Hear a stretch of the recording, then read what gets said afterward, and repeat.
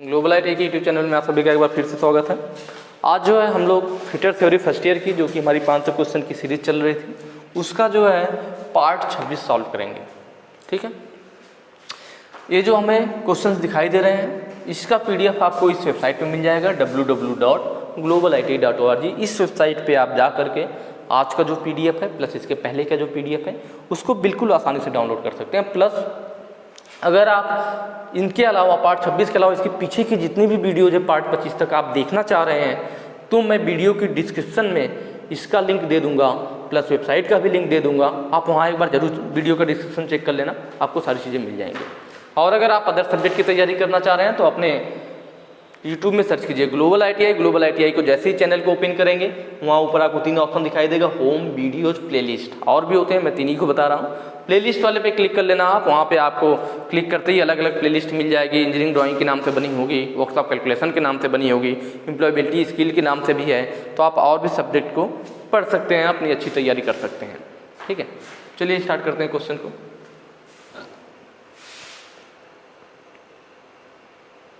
बाकी अगर आप बेसिक से चैप्टर वाइज अगर पढ़ना चाह रहे हैं टॉपिक वाइज तो आप प्ले स्टोर पे हमारा ऐप भी अवेलेबल है ग्लोबल आईटीआई के नाम से, आप वहाँ से डाउनलोड कर सकते हैं। प्ले स्टोर पे सर्च कर लीजिएगा ग्लोबल आईटीआई, आपको ऐप मिल जाएगा और आप वहाँ से टॉपिक वाइज और चैप्टर वाइज बिल्कुल बेसिक से अच्छी थ्योरी की तैयारी कर सकते हैं। देखिए क्वेश्चन क्या है, रेगुलेटर को जोड़ने से पहले सिलेंडर वाले सॉकेट को कौन सी प्रक्रिया ब्लो आउट करती है। इसके कहने का मतलब है कि हम रेगुलेटर को क्या करते हैं, जोड़ने से पहले कौन सी प्रक्रिया द्वारा ब्लो आउट करते हैं। ब्लो आउट का मतलब जैसे जब रेगुलेटर लगाया जाता है ना तो हम एक बार क्या करते हैं, जो गैस होती है ना बिना उसको जोड़े, मतलब पाइप को बिना जोड़े हम क्या करते हैं कि थोड़ा सा रेगुलेटर ऑन कर देते हैं जिससे कि सिलेंडर से गैस थोड़ी सी मात्रा में निकल के वायुमंडल में चली जाती है, फिर हम रेगुलेटर को बंद कर देते हैं। तो ऐसा क्यों करते हैं, उसको बोला जाता है क्रैकिंग ऑफ सिलेंडर। हम रेगुलेटर को थोड़ा सा ऑन करेंगे, सिलेंडर से गैस निकल करके और रेगुलेटर से होते हुए वायुमंडल में बाहर चली जाएगी, उसको बोला जाता है क्रैकिंग ऑफ सिलेंडर। ऐसा इसलिए करते हैं जिससे कि रेगुलेटर की वाल्व सीट और जो उसका मार्ग है वह साफ हो जाए। पाइप लगा देंगे भाई तो उसके अंदर से चला जाएगा, आपके जो आगे वेल्डिंग टार्च वगैरह उसमें चला जाएगा, जो गंदगी है ऐसा कुछ है तो नुकसान हो जाएगा आपका। इसलिए क्या करते हैं कि उसको जोड़ने से पहले हम रेगुलेटर को थोड़ा सा ऑन करते हैं जिससे कि गैस रेगुलेटर के वाल्व सीट से होते हुए उसके मार्ग से बाहर निकलेगी, तो जो गंदगी ऐसा कुछ होगा तो वह उसके साथ बाहर निकल जाएगा। तो रेगुलेटर के वाल्व सीट और मार्ग को साफ करने के लिए थोड़ी सी गैस को हम वायुमंडल में रेगुलेटर को ऑन करके जाने देते हैं और उसको बोला जाता है cracking of cylinder. Cracking of cylinder. तो यहाँ पे ऑप्शन हमारा पहला सही हो जाएगा कि रेगुलेटर को जो हम जोड़ने से पहले जो वाल्व सॉकेट को ब्लो आउट कर रहा था तो वह क्या कहलाता है, क्रैकिंग कहलाता है। बाकी आप लोग जानती हैं बैक फायर। बैक फायर क्या होता है, मैंने बताया था जब नोजल की टिप गर्म हो जाए, मतलब जब मोल्टन पूल के अधिक करीब जाती है तो नोजल की टिप गर्म हो जाती है। नोजल की टिप गर्म होने की वजह से एक तेज आवाज़ के साथ हमारी ज्वाला बुझ जाती है, जो हमारी आग थी वो बुझ जाएगी, उसी को बैक फायर बोलते हैं। फ्लैश बैक भी बताया था कि जब हमारी ज्वाला जलती रहे, ठीक है, चल रहा है हमारा वेल्डिंग रॉड, अचानक से ज्वाला बाहर ना जल करके अंदर वेल्डिंग टॉर्च के अंदर जलने लगे तो उसको फ्लैश बैक बोलते हैं। तो ये सारी चीज़ें हैं, मैंने पहले भी बताया था। नेक्स्ट क्वेश्चन पे चलेंगे। ऑक्सीजन सिलेंडर का रंग क्या होता है, मैंने पहले भी ये चीज़ बता रखी है, फिर दोबारा आ गया, बस क्वेश्चन थोड़ा चेंज कर दिया है। जो लाल कलर होता है हमारा वह क्या होता है, तो वह एसिटिलीन सिलेंडर के पाइप का रंग होता है। नीला कलर इनर्ट गैस का होता है, जो इनर्ट गैसें होती हैं उनके सिलेंडर का कलर, अक्रिय गैसों सिलेंडर का कलर नीला होता है।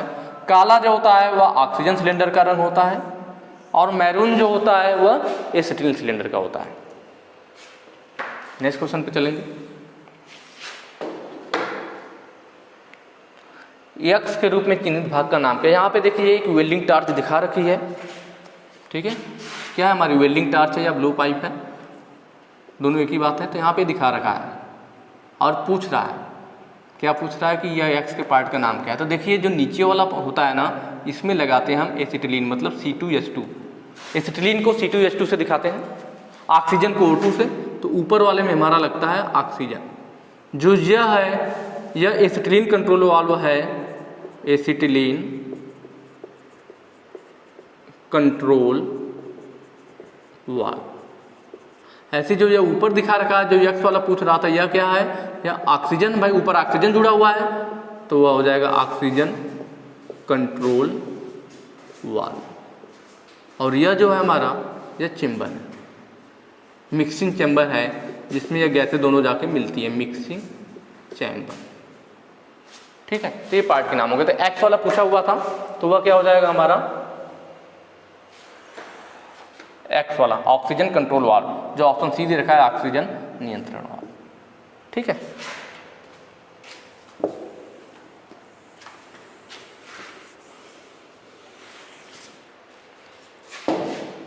पीपीई का नाम क्या है? Personal protective equipment. Personal protective का नाम क्या मतलब? जो वहाँ पे दिखाया गया है वो पर्सनल प्रोटेक्टिव मतलब खुद की सुरक्षा करने के लिए इक्विपमेंट बनाया गया है, वो उसका नाम क्या है? पोर्टेबल स्क्रीन नहीं, पोर्टेबल स्क्रीन तो ऐसे बड़ी सी बनी होती है, स्क्रीन जैसी होती है, जहाँ वेल्डिंग कर रहे होते हैं इसे ले जाते हैं आगे लगा देते हैं ताकि दूसरे लोग जो काम कर रहे हैं उनको परेशानी ना हो, तो उसमें पोर्टेबल स्क्रीन यूज किया जाता है। चिपिंग गॉगल, ठीक है, चिपिंग करते समय वो टुकड़ा टूट करके आंखों में ना जाते इसलिए गॉगल लगाते हैं, तो भाई गॉगल तो है नहीं। हाथ वाली वेल्डिंग स्क्रीन, देखिए यहाँ पे हैंडल लगा हुआ है जिसको हम हाथ से पकड़ते हैं और वेल्डिंग करते समय आगे लगा करके वेल्डिंग करते हैं, दुकानों पे आपने देखा होगा। तो ये क्या है? हाथ से पकड़ने के लिए है, तो इसका मतलब यही सही हो जाएगा, हाथ वाली वेल्डिंग स्क्रीन। ठीक है, जबकि लास्ट जो है वेल्डिंग हेलमेट है, तो हेलमेट टाइप का आता है जिसे हम डायरेक्ट पहन लेते हैं, हमें हाथ से पकड़ने की जरूरत नहीं पड़ती। इसमें क्या होता है कि एक हाथ हमारा बिजी रहता है जिसको इसको पकड़ना पड़ता है एक हाथ से।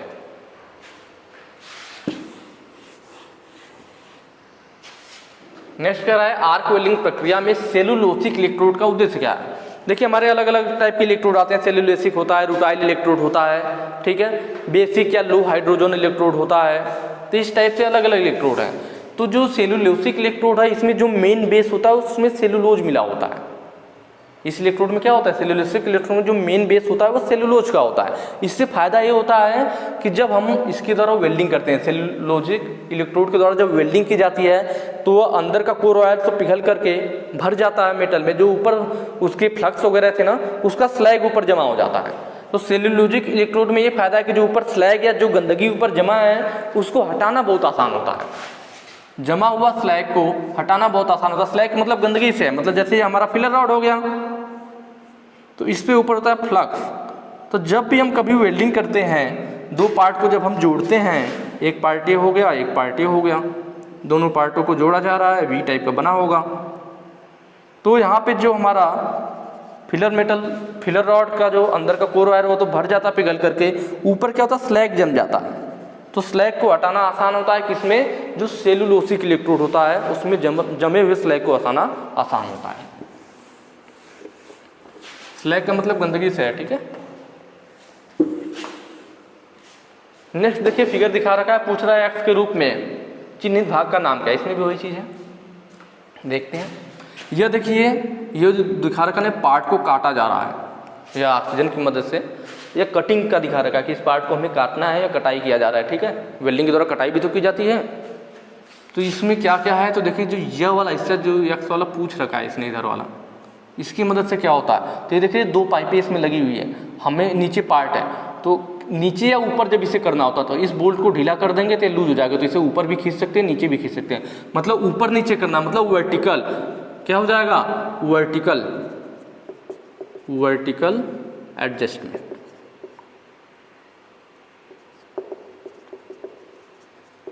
पाइप है भाई, इसको हमें जो लव निकल रही है हमें नीचे या ऊपर करने की जरूरत पड़ेगी, तो इस बोल्ट को ढीला करेंगे, इसे ऊपर नीचे कर सकते हैं। ऊपर नीचे कर सकते हैं मतलब वर्टिकली एडजस्टमेंट कर सकते हैं। अगर हमें हॉरिजॉन्टल मतलब इसको थोड़ा बहुत इधर उधर बाएं दाएं खिसकाना हो, हॉरिजॉन्टल एडजस्टमेंट करना हो, तो यहाँ पे दिया हुआ है, इसकी मदद से हम इसे कम ज़्यादा कर करके हॉरिजॉन्टल एडजस्टमेंट कर सकते हैं। Horizontal adjustment,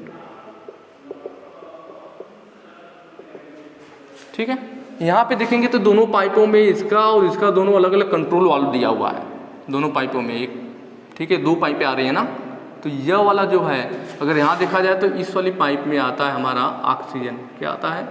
oxygen. और जो नीचे वाली पाइप है इसमें आता है हमारा फ्यूल गैस। एसिटिलीन वगैरह जैसे होती है, फ्यूल गैस आता है इसमें, और ऊपर वाले में ऑक्सीजन आता है। तो जो ऊपर वाली पाइप में ऑक्सीजन आ रहा है तो ये ऑक्सीजन वाली पाइप का कंट्रोल वाल्व हो गया, तो इसको हम कहेंगे भाई काटने वाली ऑक्सीजन है तो कटिंग ऑक्सीजन भी कह सकते हैं, कटिंग ऑक्सीजन कंट्रोल वाल्व, ठीक है। और जो इधर दूसरा वाला दे रखा है, जो दूसरा वाला दे रखा है इसको भी मैं इधर ही लिख देता हूँ, जो दूसरी वाली पाइप में फ्यूल वाली गैस का था इसे कहेंगे प्री हीट कंट्रोल वाल्व, ठीक है। बाकी इस पे यह आगे पीछे चलता है जिससे कि एकदम भाई ये ट्रैक पे आगे पीछे हाथ से करने में इधर उधर हो सकता है, ये ट्रैक होता है जिसपे आगे पीछे खिसक सकता है जिससे बिल्कुल सीधा चले, यह क्या है हमारा, ये ट्रैक होता है। और यहाँ साइड में जो हल्का दिख रहा है ना, यह करंट केबल है, केबल गई हुई है, करंट केबल। तो ये सारे पार्ट के नाम है, ठीक है। तो हमसे वो वाला पूछ रखा था तो वो वर्टिकल एडजस्टमेंट था, तो ऑप्शन नंबर डी हमारा सही हो जाएगा, वर्टिकल एडजस्टमेंट।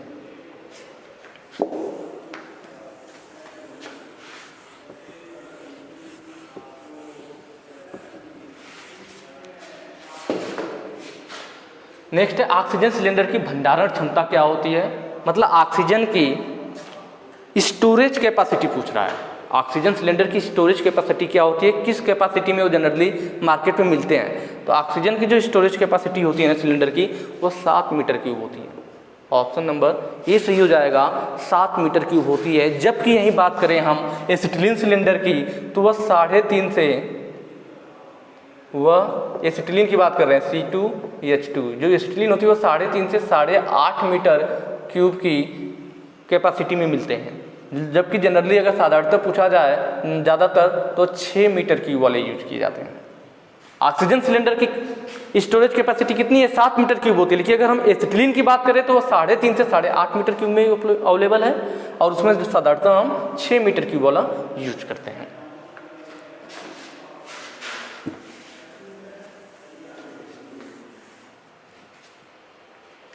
ठीक है, नेक्स्ट क्वेश्चन पे चलेंगे। गैस कटिंग के दौरान शरीर को उड़ने वाली चिंगारी से बचाने के लिए उपयोग किए जाने वाले उपकरण का क्या नाम है। भाई जब हम गैस कटिंग कर रहे हैं तो उस समय क्या होगा, जब मेटल की कटाई होगी तो वहाँ पे चिंगारी उड़ेगी, चिंगारी उड़ेगी तो भाई मेटल के टुकड़े भी उड़ सकते हैं, तो आपके शर्ट वगैरह जल सकते हैं, आपके शरीर में जल सकती है। तो उससे सुरक्षा के लिए हम क्या पहनते हैं, इसके लिए पूछा, शरीर को, आपकी बॉडी को, आपके शरीर को बचाने के लिए क्या पहनते हैं। चमड़े की टोपी, चमड़े का तो होगा लेकिन टोपी तो भाई सर की सुरक्षा के लिए पहनेंगे, शरीर के लिए तो नहीं ना। चमड़े का एप्रन, वो एप्रन होता है। एप्रन कैसा होता है, तो जैसे आपने देखा होगा जो खाना बनाने वाले जो कुक होते हैं ना, रसोई होते हैं, वो सब नहीं कपड़ा बांध लेते हैं ताकि जो खाना वगैरह हम बना रहे हैं तो उसका छींटा हमारे कपड़े पर न जाए, वो खराब ना हो, तो एप्रन पहन लेते हैं। उसी को एप्रन बोलते हैं जो कपड़ा बांध लेते हैं। जो डॉक्टर होते हैं वह भी देखेंगे ऑपरेशन वगैरह करने जाते थे, एक व्हाइट कलर का यहाँ पे फटाफट बांधते हैं कपड़ा, फिर जाते हैं। तो सभी क्या है, अपने शरीर को या अपने कपड़े को सुरक्षा से बचाने के लिए पहना जाता है। वहाँ पे नॉर्मल पहनते हैं भाई कि वहाँ पे तो कोई ऑपरेशन करने जा रहे हैं या खाना बनाने जा रहे हैं तो वहाँ पे बहुत ज़्यादा वैसे कोई चिंगारी तो आने वाली नहीं शरीर के ऊपर, वहाँ पे जो खाना है उससे बचने के लिए आप नॉर्मल कपड़े का एप्रन पहन लेते हैं। लेकिन जब वेल्डिंग में होता है तो वहाँ पे चिंगारी वगैरह उड़ सकती है जिससे आपके कपड़े के जलने का खतरा रहता है, आपके शरीर को हानि पहुँच सकती है। तो वहाँ पे हम चमड़े का एप्रन पहनते हैं। क्या पहनते हैं, चमड़े का एप्रन पहनते हैं। चमड़े का जूता जो है यह आपके पैरों की सुरक्षा के लिए पहना जाएगा, शरीर की सुरक्षा के लिए नहीं। और जो कटिंग गॉगल्स है, गॉगल्स पहनते हैं, चश्मा पहनते हैं, ठीक है, जिससे कि आपकी आंखों की सुरक्षा हो सके। तो शरीर की सुरक्षा के लिए चमड़े का एप्रन। नेक्स्ट क्वेश्चन पे चलेंगे।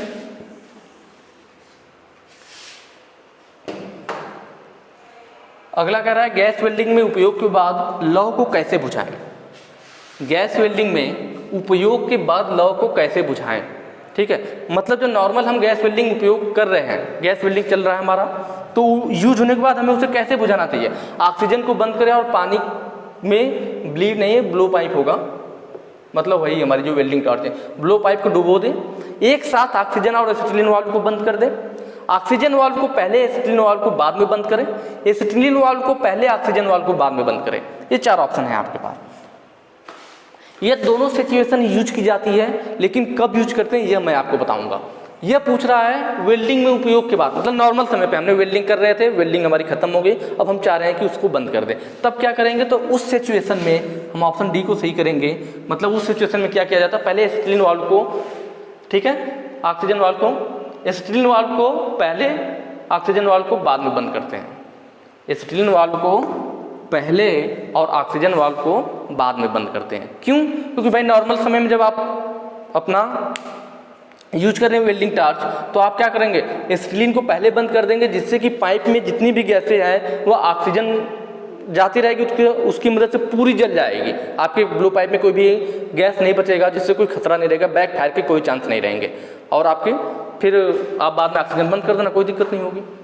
लेकिन जब बैक फायर हो जाए, बैक फायर मतलब समझ रहे हैं ना, हमारी वेल्डिंग टार्च जो होती है, हमारी जो वेल्डिंग टार्च होती है, वेल्डिंग टार्च के अगर अंदर आग जलने लगे, तो आपको मालूम होगा कि आग अगर जल रही है तो उसको बुझाने का एक तरीका, तो अगर ऑक्सीजन उसे ना मिले, अगर कभी भी ऑक्सीजन नहीं मिलेगी तो आग लग सकती है। आप लोग जानते हैं कि फ्यूल, ईंधन प्लस हीट प्लस ऑक्सीजन, 3 चीज़ें जरूरी होती है कहीं भी आग लगने के लिए। इन तीनों में से एक भी अनुपस्थित है तो संभव ही नहीं है कि आग लगे, ठीक है।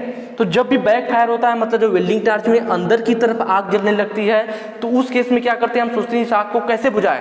तो इस केस में क्या करेंगे, अगर हम ऑक्सीजन को पहले बंद कर दें तो यहाँ पे ऑक्सीजन ही नहीं मिलेगी। जब ऑक्सीजन नहीं मिलेगी तो हमारा गैस जलेगा ही नहीं, जो हमारी एसिटिलीन गैस है वो नहीं जलेगी। इसका मतलब जब बैक फायर होता है तब हम ऑक्सीजन वाल्व को पहले बंद करते हैं और एसिटिलीन वाल्व को बाद में बंद करते हैं। कब ऐसा करते हैं? यह वाला सिचुएशन तब होगा जब बैक फायर हुआ हो, जब बैक फायर हुआ हो। तो ध्यान रखना, दोनों चीजें होती है। जब बैक फायर हुआ हो तो पहले ऑक्सीजन वाल्व को बंद किया जाएगा, एसिटिलीन वाल्व को बाद में। क्यों होगा मैंने बताया आपको। और जब नॉर्मल टाइम हो, नॉर्मल टाइम पे यूज करने के बाद अगर आपको बंद करना हो तो पहले एसिटिलीन वाल्व और बाद में ऑक्सीजन वाल्व को बंद करते हैं। दोनों चीज़ ध्यान रखना, ठीक है, ठीक है। नॉर्मल टाइम होगा, ठीक है।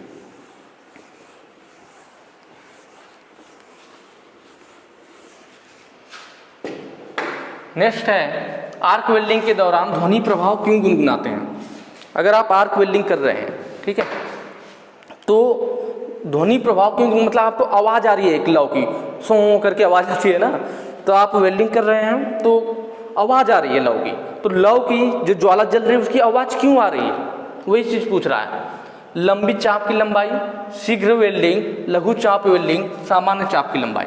तो आपने कभी कभी घरों में भी देखा होगा, जो बड़े गैस वाले चूल्हे होते हैं, अगर स्टार्टिंग में तेजी से गैस जल जाती है तो लौ बहुत तेजी से निकलता है और आवाज़ आने लगती है। जब आप गैस को धीमा कर देते हैं, लौ कम हो जाती है, लौ की लंबाई कम हो जाती है तो आवाज़ नहीं आती। कभी कभी हुआ होगा आपके भी घरों में, अचानक से गैस क्या हो चालू हो और जो पहली बार दबाओ तो बहुत तेजी से आवाज़ आता है। क्यों? क्योंकि लौ की लंबाई अधिक हो जाती है। लेकिन जब आप फिर गैस को कम करते हैं तो लौ की लंबाई कम हो जाती है तो आवाज़ नहीं आती है। इसका मतलब जो आर्क की लंबाई है, जो लौ की लंबाई है, अगर वह अधिक हो तब हमारी क्या होगी, ध्वनि प्रभाव आएगा। ध्वनि प्रभाव मतलब गुनगुनाएगा, आवाज़ आएगी। तो आर्क वेल्डिंग दौरान ध्वनि प्रभाव क्यों गुनगुनाते हैं? लंबी चाप की लंबाई, मतलब आर्क की लंबाई अगर अधिक हो जाए। आर्क लेंथ मतलब समझ रहे हैं, ये जो इलेक्ट्रोड होता है ना, इलेक्ट्रोड का ये जो आर्क निकल रहा है, तो आर्क की लंबाई अधिक कब कहते हैं? जब यह आर्क की लंबाई इलेक्ट्रोड के डायामीटर से अधिक हो जाए। इलेक्ट्रोड का जो व्यास है उसकी अपेक्षा अगर आर्क की लंबाई अधिक हो जाए तो उसको बोलते हैं कि लंबी आर्क है। और अगर आर्क की लंबाई इलेक्ट्रोड के व्यास से कम हो जाए तो उसे लघु आर्क बोलते हैं, शार्ट आर्क बोलते हैं, ठीक है। और यदि आर्क की लंबाई जो है वह इलेक्ट्रोड के डायमीटर के बराबर हो जाए तो उसे करेक्ट आर्क बोलते हैं, उचित आर्क बोलते हैं। तो ये 3 चीजें होती है। तो यहाँ पे आवाज़ क्यों आ रहा था? लंबी आर्क की वजह से, अधिक लंबाई होने की वजह से। आर्क की लंबाई जब अधिक होगी तो आवाज़ आएगी, ठीक है। आर्क की लंबाई अधिक कब बोलेंगे? जब उसके आर्क की लंबाई जो है डायमीटर से अधिक हो जाए, ठीक है। तो आज के वीडियो में इतना ही। बाकी जो हम आगे के क्वेश्चन है वो नेक्स्ट वीडियो में करेंगे। वीडियो अच्छी लगी हो तो ज़्यादा से ज़्यादा शेयर कीजिएगा, ठीक है। मिलते हैं नेक्स्ट वीडियो में। Thank you.